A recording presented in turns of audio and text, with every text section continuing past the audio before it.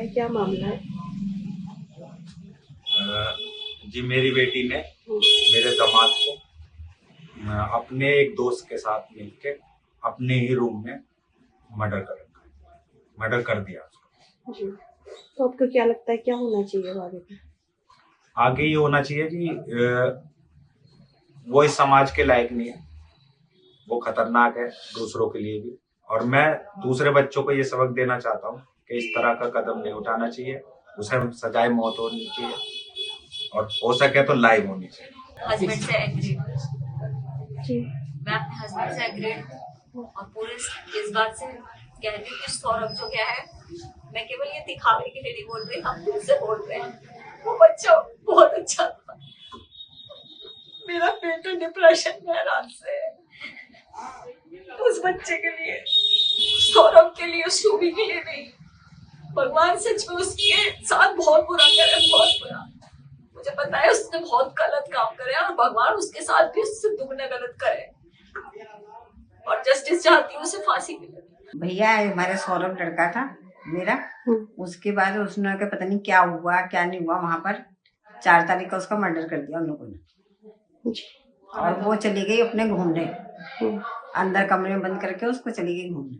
और बाद में वहां पर जो गली मोहल्ले के लोग थे उन्होंने बताया कि ये तो घूमने चली गई थी। बाद में मकान मालिक ने उसको खाली करने के लिए कह रखा था कि भाई यहाँ से कमरा खाली कर दो, हम काम करवाएंगे। फिर वो जो उन्होंने सीमेंटेड वगैरह ड्रम वगैरह था उसको भर रखा था। उसके बाद वो लोग लेके जाके तो उनसे मजदूरों से उठा नहीं। वो कहने लगे ये इसमें क्या भर रखा, वो कहने लगे कबाड़ भर रखा। तो वो कह रहा ऐसा कैसा कबाड़ है भाई, कबाड़ होता तो घर का ही तो होएगा। तो वो उठा नहीं उनसे। वो ढक्कन जैसे खोला उन्होंने, जैसे खुल गया अचानक से, तो उसके अंदर जो एकदम वो थी हवा ले गया, वो ड्रम हवा ले गया, तो उसकी लाश की बदबू आई उनको। फिर वो दौड़े दौड़े चौकी में फोन करा उन्होंने, चौकी से पुलिस आई। इतने में ये अपनी माँ के घर पहुंच चुकी थी बताने के लिए। और पता तो उसकी माँ को पहले ही था, मगर वो गुमराह करने के लिए उन्होंने बताया है कि वो उसकी माँ के पास पहुंच चुकी थी कि मैंने ऐसे ऐसे उसको मार दिया है और वो ड्रम कोई ले जाने को तैयार नहीं है। और उसकी माँ ने कहा किसी वकील से वो मिली होगी, वकील की सलाह से वो थाने पहुंच गई। बाद में पुलिस आई है, फिर उनको जबरदस्ती जीप में बिठा के वो पुलिस थाने लेके गई, ब्रह्मपुरी थाने में। वो तो लंदन से आए थे, क्या नाम है, 25 तारीख को, और यहाँ पर 27 तारीख को आए। और उनकी लड़की का जन्मदिन था 28 तारीख को। तो यहाँ आए तो आंटी से कहे कि हमें कपड़े दिलवाना है, बच्चों का जन्मदिन है। और उसी दिन आए थे और 1 आध घंटा रहे होंगे, फिर चले गए। फिर रात को आए, 1 तारीख को आए थे खाना लेने। और क्या नाम है, फिर 2 तारीख को आए थे खाना लेने।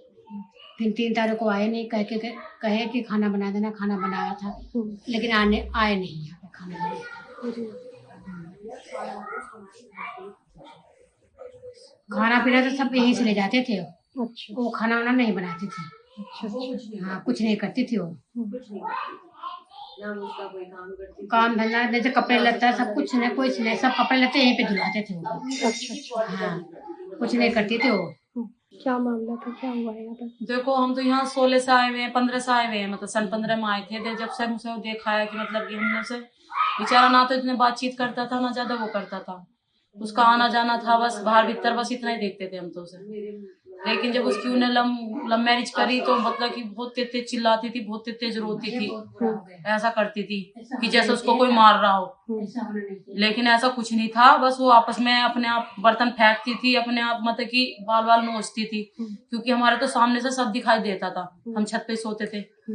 हाँ, मतलब वो ऐसा दिखाना चाह रही थी जैसे उसको कोई मार रहा हो, लेकिन ऐसा कुछ नहीं थी। रात को मतलब कि पुलिस लेके आती थी वो यहाँ से।